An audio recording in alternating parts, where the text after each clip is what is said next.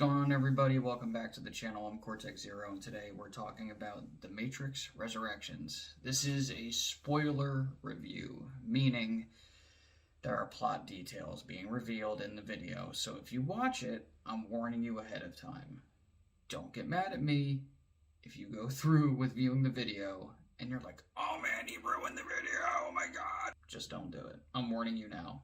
I'm giving you an ample opportunity to understand that moving forward, there will be spoilers. This movie, I had to watch it multiple times. I think I've watched it 4 times now. I think that's about right.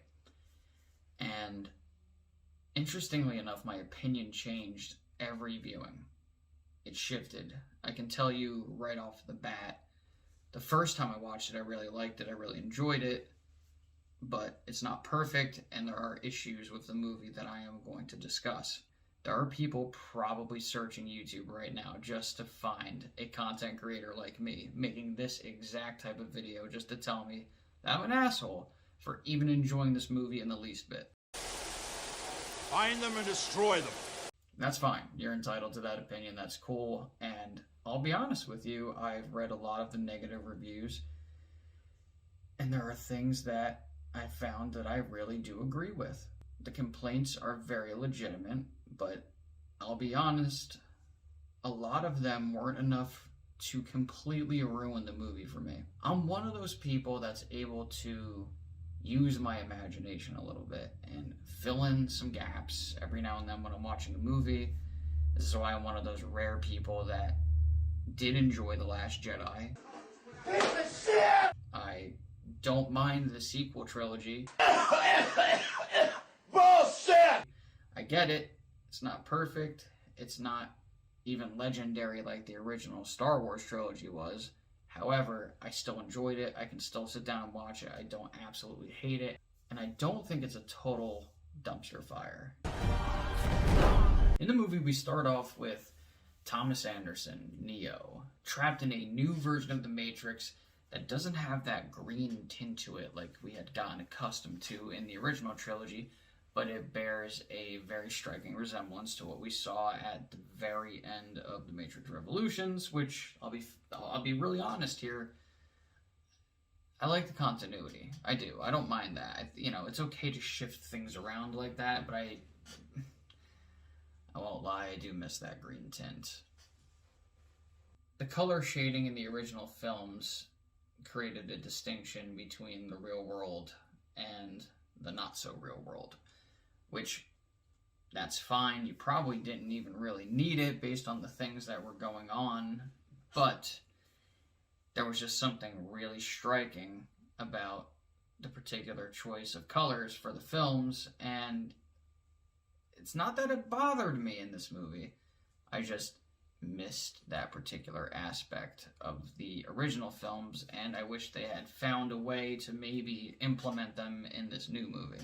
We find Thomas Anderson in a very interesting situation that I didn't see coming. Now, I had heard rumblings of it. I was trying to stay away from some of the spoilers in the months leading up to the film, but I had heard bits and pieces of this, but I tried my best to ignore it.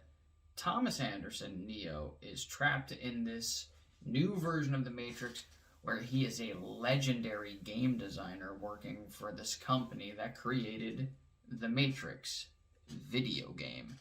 It follows the plot that we all know and love, but this time it's in a video game that he created in this reality. It's like they're keeping his past, his memories, close to the chest, and he doesn't even realize that he is staring right in the face the very life that he had lived before he got plugged into this particular simulation. So that part is interesting.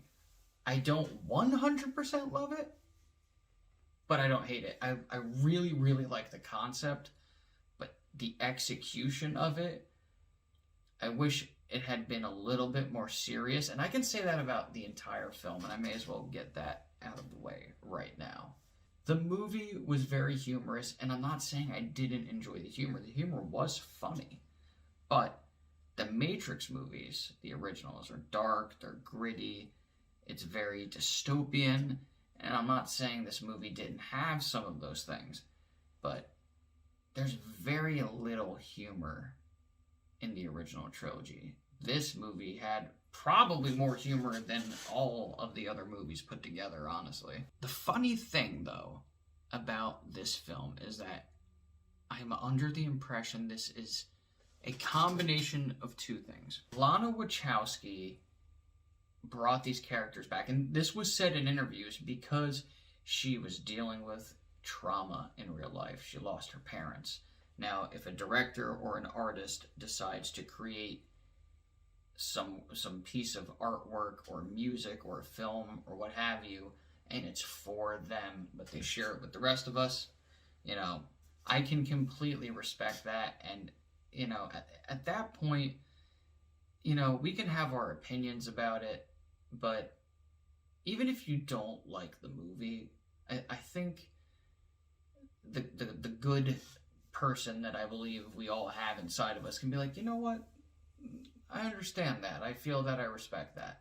It's like, okay, it wasn't the movie that you expected or wanted, but it's the movie that the artist wanted to create, that the director wanted to create, and it made them happy, and it helped them get through something difficult in their life. I can't knock that too much. So let's get that out of the way. I respect that completely. Even though this wasn't exactly the Matrix movie that I was hoping for, I did enjoy it. But when I heard why Lana made it, it changed my perspective on the entire thing pretty quickly. Now, the other thing going on with this movie that I find actually kind of impressive and pretty hilarious, is that it seems this way at least, it's this giant trolling of Warner Brothers and Hollywood and maybe even woke society, cancel culture, all of those things wrapped into this one movie. And it's kind of nuts how it all works to take all these different themes with the sci-fi plot lines, yet you inject into it a healthy dose of fuck you to Warner Brothers, the film industry, everybody at large. It's kind of bold, honestly, to do that. I mean, there is literally a scene in the movie where the new Agent Smith didn't really like the fact that there was a new Agent Smith without, the original actor playing that character. That one really kind of bugged me a little bit, I'm not going to lie, but he would have been a good character on his own. They should have just called him something different. He mentions how the parent company, Warner Brothers, isn't going to just sit on their hands and not continue the franchise, and they're going to do it without Thomas Anderson, whether he likes it or not. And of course, they're referring to, in the movie, the Matrix gaming franchise, but it's obviously a reference to probably a real meeting that happened that Lana was present in, where they told her, hey, guess what? We want to do something new with the Matrix, and we're going to do it with or without you.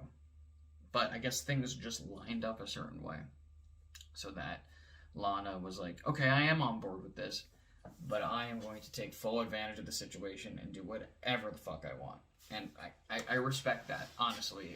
It's kind of brilliant in its own way.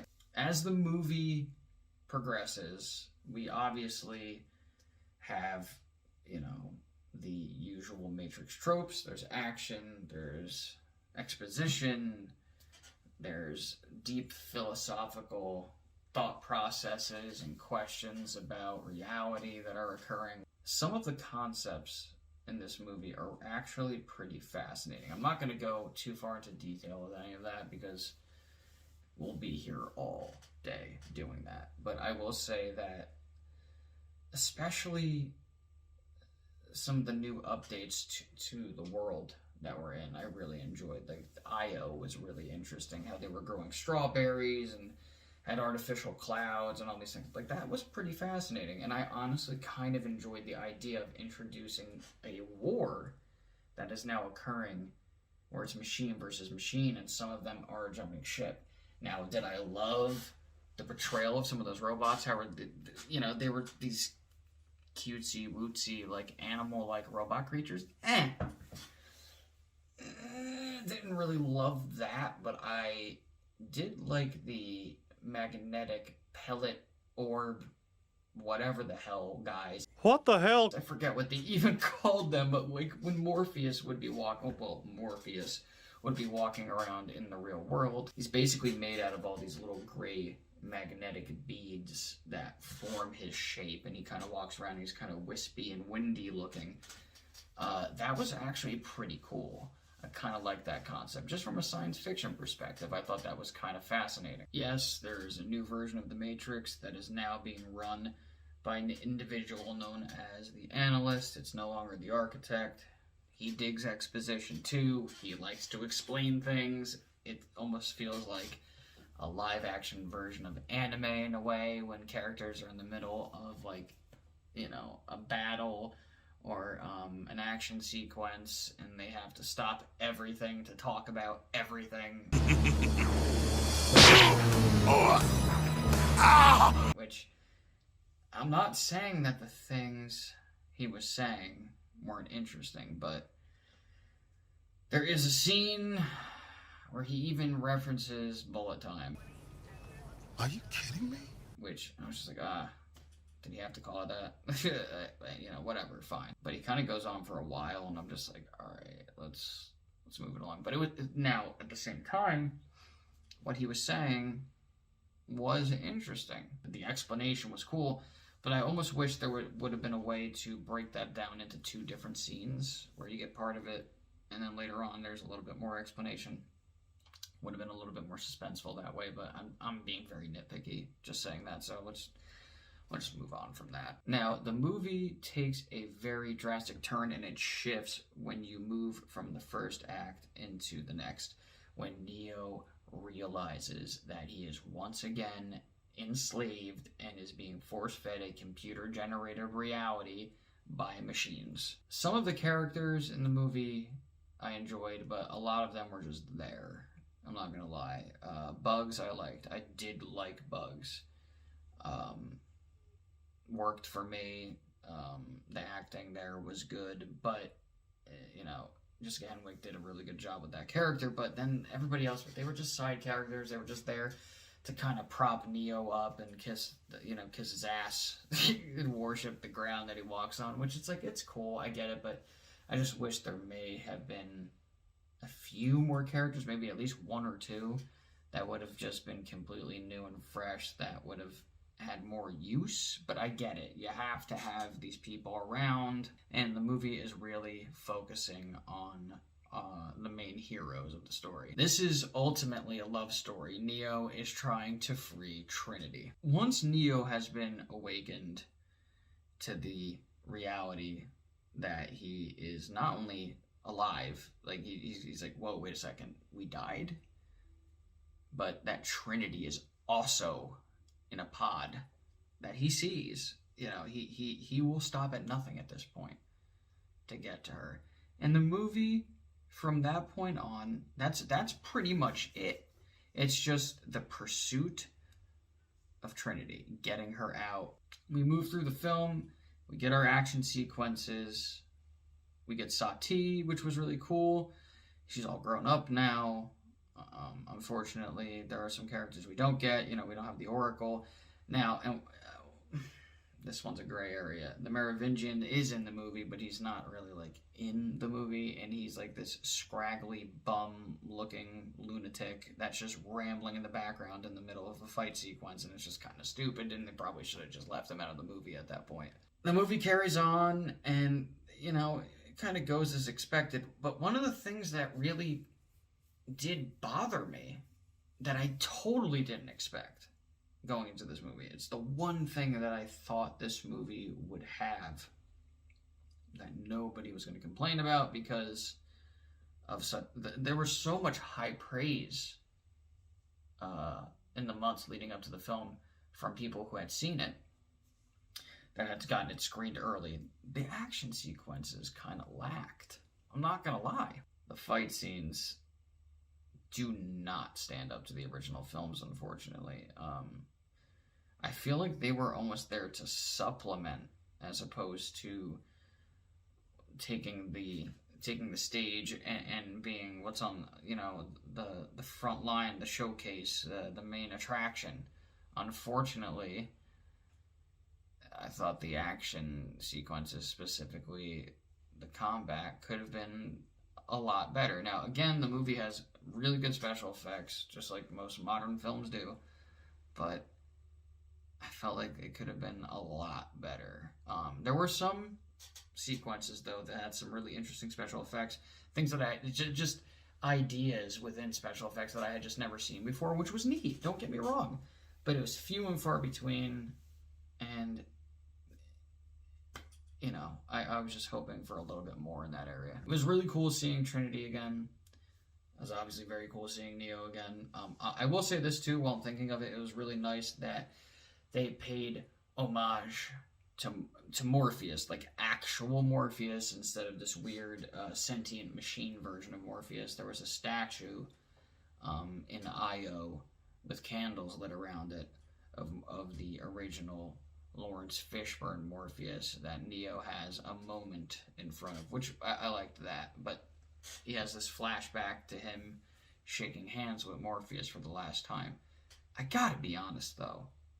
I think this movie would be a hell of a lot more enjoyable for a lot of people if they took out the flashbacks. If you left everything the way it is and you remove the flashbacks, I think that is a worthy edit for somebody to do one of these days.